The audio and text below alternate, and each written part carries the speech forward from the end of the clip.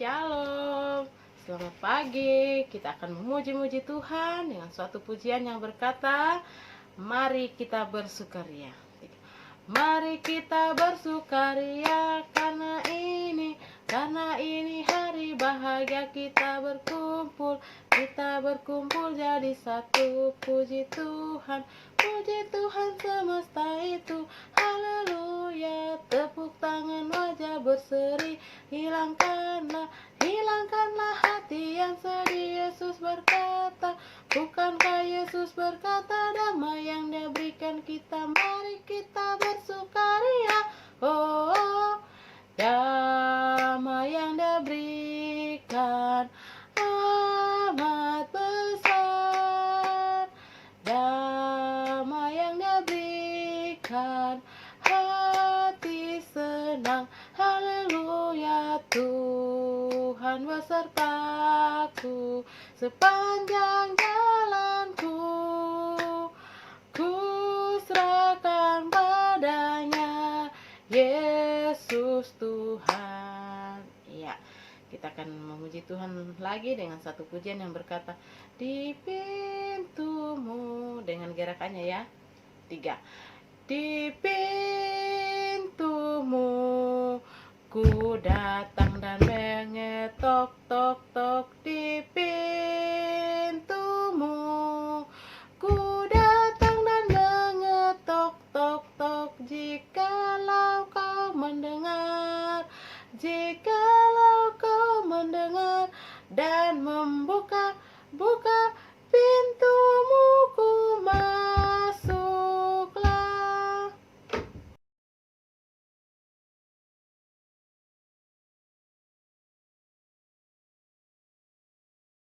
Halo adik-adik semua, selamat hari Minggu dan Shalom. Di pagi hari ini kita akan menyanyi nyanyian rohani 3, hormat bagi Allah Bapa. Hormat bagi Allah Bapa, hormat bagi anaknya, hormat bagi Roh penghibur ketiganya yang Esa. Haleluya, haleluya, ketiganya yang Esa. Mari kita satu dalam doa dan kita berdoa. Puji dan syukur kami panjatkan kehadirat-Mu ya Bapa, karena menandai segala berkat dan pertolongan-Mu Kau limpahkan atas kami masing-masing ya Bapa. Terima kasih Bapa, terima kasih Yesus, Engkau telah merdekakan dari malam ya Tuhan, hingga pagi hari ini kami bisa melakukan ibadah kami dengan baik ya Tuhan. Kiranya apa yang kami dengarkan dan kami baca ya Tuhan, boleh kami pahami dan kami praktikkan dalam kehidupan kami sehari-hari ya Bapa. Ya Bapa, inilah doa kami dalam anak Yesus Kristus, kami telah berdoa kepada-Mu, haleluya, amin. Ya adik-adik, pagi hari ini kita akan bermazmur dari Amsal 4 ayatnya yang ke-23. Firman Tuhan berbunyi demikian. Jagalah hatimu dengan segala kewaspadaan, karena dari situlah terpancar kehidupan. Amin. Kita sekali lagi menyanyi dari nyanyian rohani.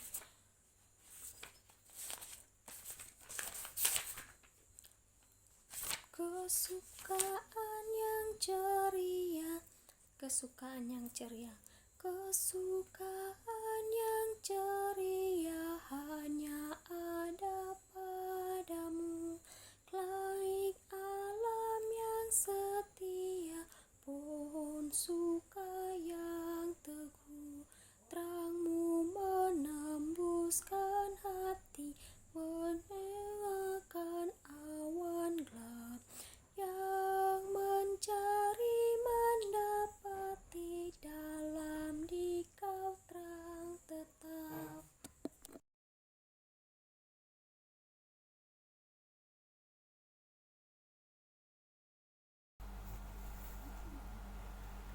Shalom adik-adik, selamat sejahtera, salam jumpa kembali. Dan di pagi hari ini kita akan membaca kebenaran firman Tuhan.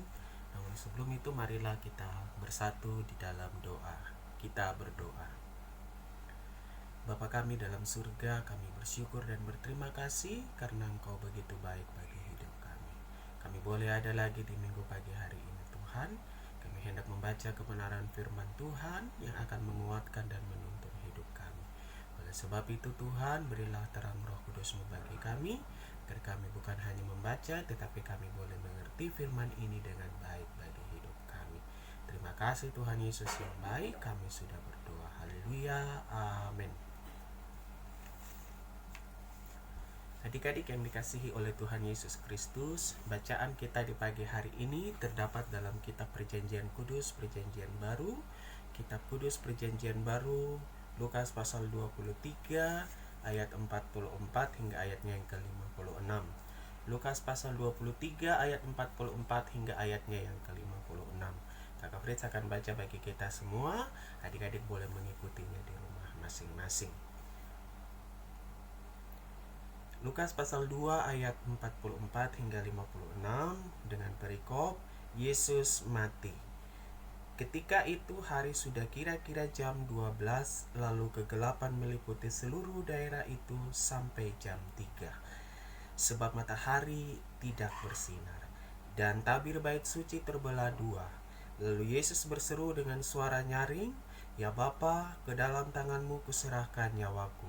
Dan sesudah berkata demikian, ia menyerahkan nyawanya.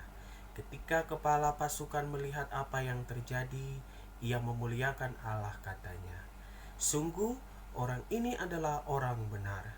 Dan sesudah seluruh orang banyak yang datang berkerumun di situ untuk tontonan itu, melihat apa yang terjadi itu, pulanglah mereka sambil memukul-mukul diri.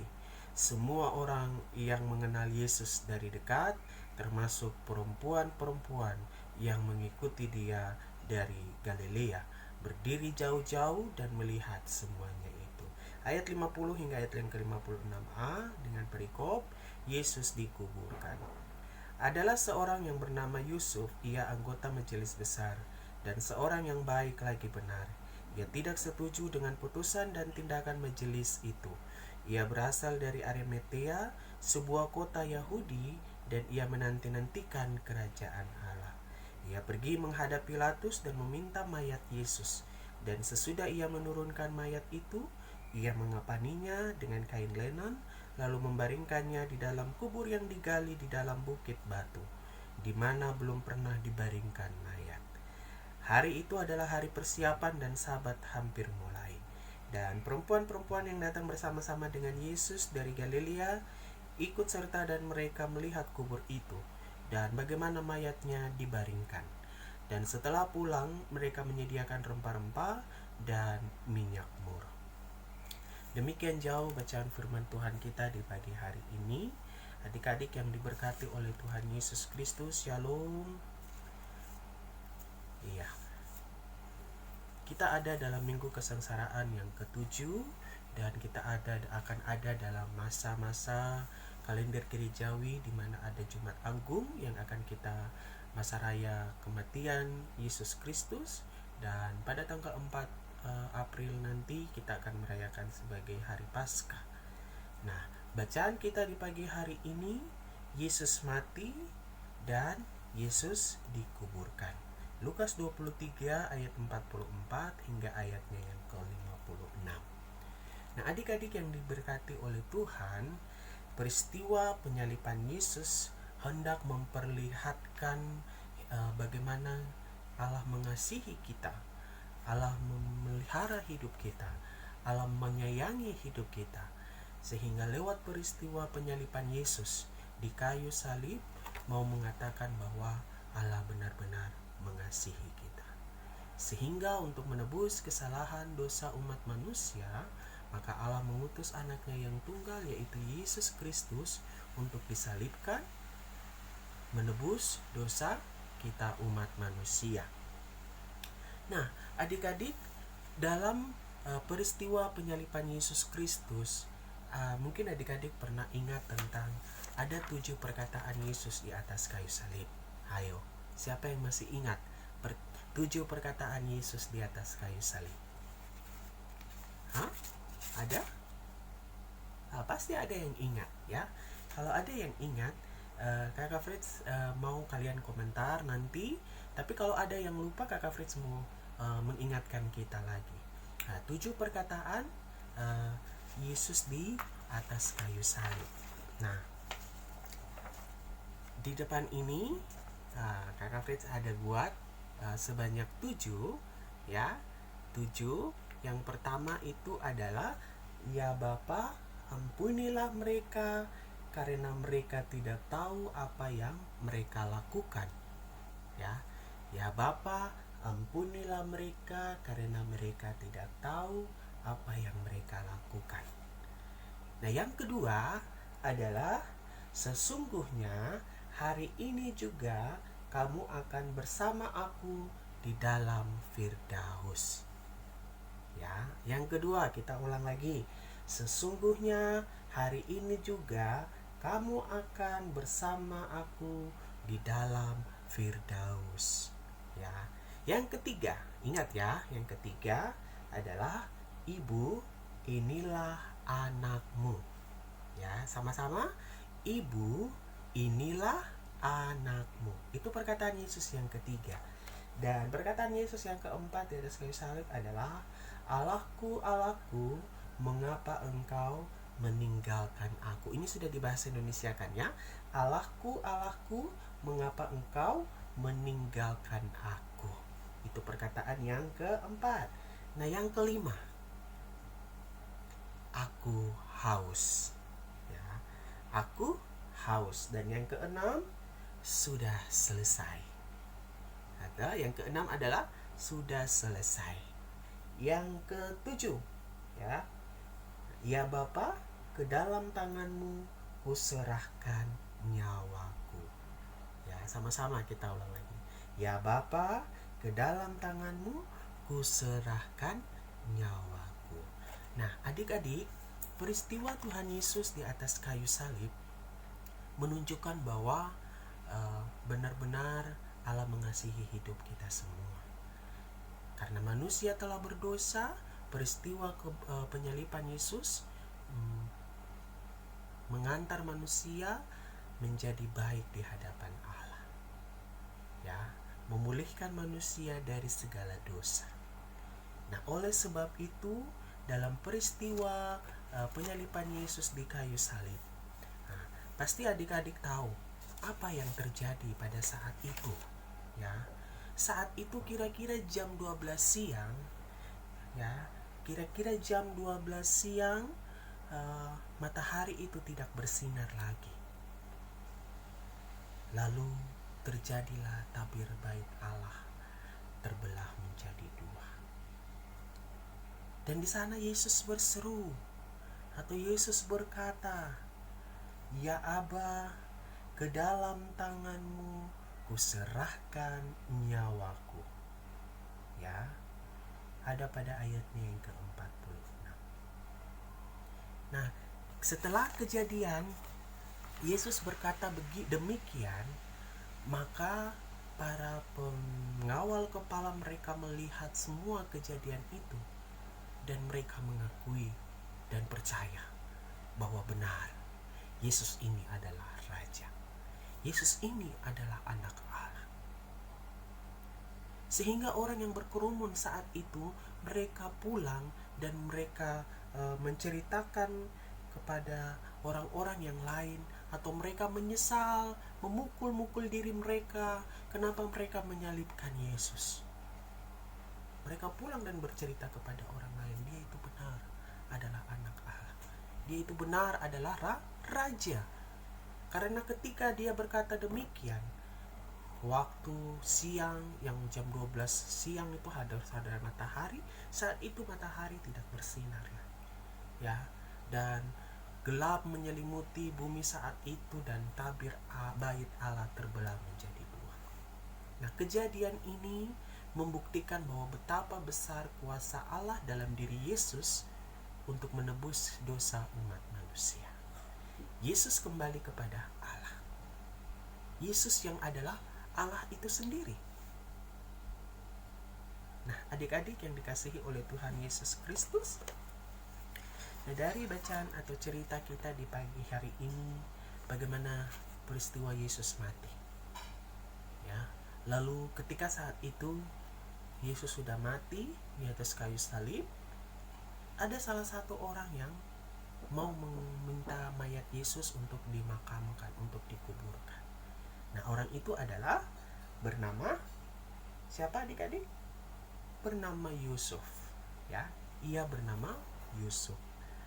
Nah, orang ini berasal dari Arimatea, atau Yusuf yang berasal dari Arimatea ini meminta mayat Yesus kepada Pilatus untuk dikuburkan. Ya, Yusuf membawa mayat Yesus dengan baik, menurunkan dari kayu salib, lalu dibungkusnya dengan kain lampin, dibawanya lah kepada kubur yang telah disiapkan untuk membaringkan Yesus. Adik-adik yang dikasihi oleh Tuhan Yesus Kristus, dari bagian firman Tuhan kita di pagi hari ini mau mengajarkan kita, mau mengingatkan kita bahwa Yesus telah mati, tapi juga dia akan bangkit bagi kita. Mengingatkan kita untuk kita tidak boleh berbuat dosa lagi. Jangan kita tidak dengar-dengaran kepada orang tua kita. Jangan kita suka berkata-kata yang jahat. Kita suka berkata-kata yang kasar kepada orang tua kita, kepada kakak kita, kepada adik kita.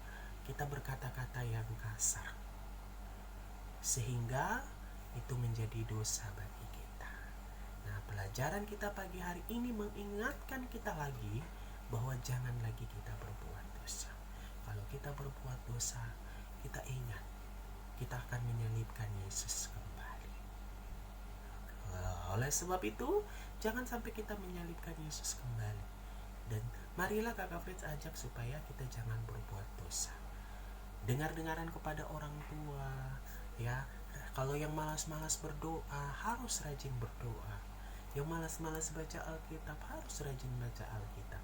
Apalagi dalam situasi pandemi seperti ini, pasti kita tinggal di rumah saja. Oleh sebab itu, ketika kita baca Alkitab ada yang tidak dimengerti, mari tanya orang tua. Nanti orang tua menjelaskan bagi kita. Nah, itu pelajaran kita di pagi hari ini. PR buat adik-adik adalah hafalkan 7 perkataan Yesus, ya. Hafalkan 7 perkataan Yesus di atas kayu salib, ya.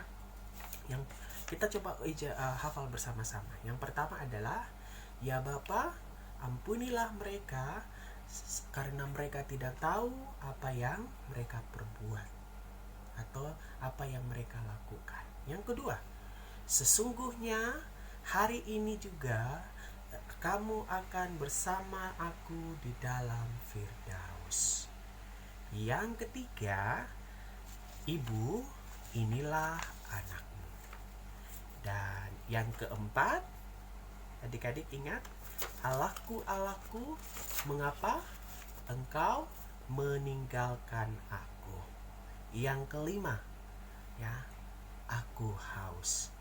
Dan yang keenam, sudah selesai.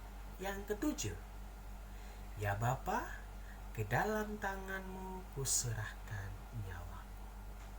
Nah, itu 7 perkataan Yesus di atas kayu salib. Kita ingat itu kembali.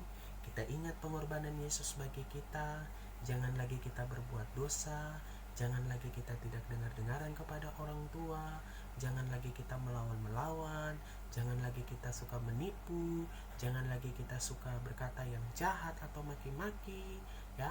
Jangan lagi kita suka pukul-pukul karena kesalahan dibalas dengan kejahatan. Jangan. Tapi marilah kita melihat pengorbanan Yesus. Karena Yesus mengasihi saya juga harus mengasihi banyak orang. Saya harus mengasihi Bapak dengan Mama, saya harus mengasihi adik dan kakak. Ya, oleh sebab itu Yesus telah mati di kayu salib bagi kita semua. Dan mari Kakak Fit saja jangan berbuat dosa lagi. Dan Tuhan memberkati kita dengan firman-Nya dan terus mengingatkan kita untuk jangan berbuat dosa lagi. Amin.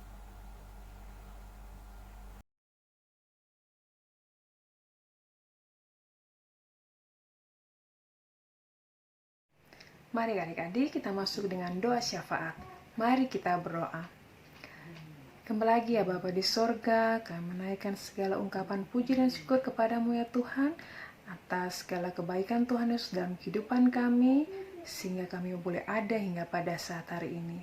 Tuhan, terima kasih pada hari ini kami sudah boleh memuji dan membesarkan nama Tuhan, kami sudah boleh menyanyi, memuji dan membesarkan nama Engkau, kami sudah boleh membaca mazmur pujian, dan juga Tuhan, kami sudah boleh mendengarkan berita kebenaran firman-Mu. Tuhan Yesus kiranya memberkati firman yang telah kami baca dan kami dengar. Kiranya kami dapat mengerti, memahami, dan menjalankannya dalam kehidupan kami hari lepas hari.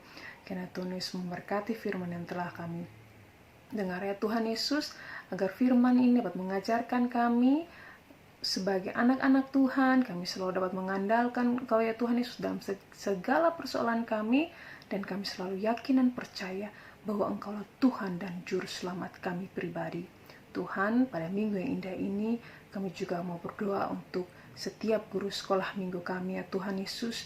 Kiranya Tuhan Yesus mau memampukan kami agar kami dapat mendidik anak-anak kami ya Tuhan akan takut akan Tuhan. Kiranya Tuhan Yesus memberkati kami para guru sekolah minggu, agar kami dapat menjadi contoh dan teladan yang baik bagi anak-anak sekolah minggu kami. Begitupun anak-anak sekolah minggu ya Tuhan Yesus, dari kelas TK, anak kecil, tanggung, remaja, dan kelas Alkitab, Kau sertai mereka semua. Mereka dalam tumbuh kembangnya, mereka dalam masa studi mereka. Tuhan Yesus memberkati ya Tuhan Yesus, kiranya mereka mau tumbuh kembang menjadi anak yang sehat, anak yang takut akan Tuhan. Tuhan Yesus mau memberikan kesuksesan dalam bangku pendidikannya, sehingga apa yang mereka cita-citakan, apa yang mereka impikan itu semua dapat tercapai. Tuhan kiranya memberkati setiap orang tua ya Tuhan Yesus, berikanlah mereka roh kesabaran, agar mereka dapat dengan sabar mendidik anak-anak mereka, mengajarkan anak-anak mereka.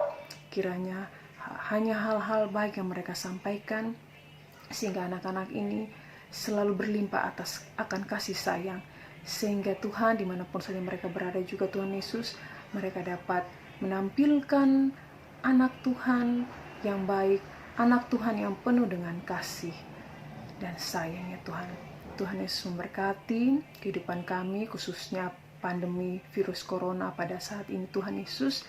Kiranya Tuhan Yesus memberkati kami, selalu lindungi kami, selalu memampukan kami untuk menjalani masa-masa new normal ini Tuhan Yesus.